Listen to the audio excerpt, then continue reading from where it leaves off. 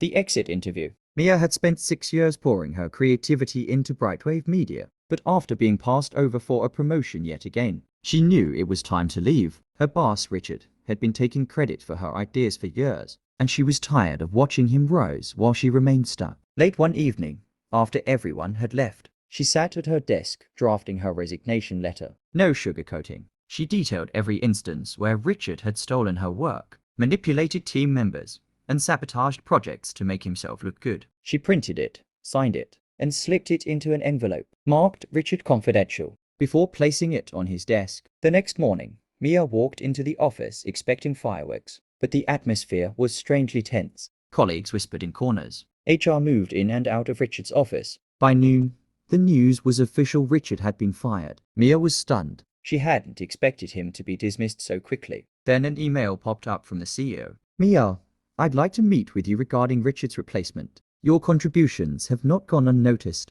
Let's discuss your future at Brightwave today. Her heart pounded. She rushed toward Richard's office to retrieve the letter, but it was gone. Just then, Jason, a fellow senior strategist, walked in smirking. You should be thanking me, he said, crossing his arms. Mia frowned. What are you talking about? Jason pulled out a familiar envelope, the very letter she had written. Her letter. I found this on Richard's desk this morning, he continued. It was enlightening. So I did what you were too scared to do. I forwarded it to the board. Mia's blood ran cold. He had used her words to take Richard down. Don't worry, Jason added. I made a few edits. Took out your name.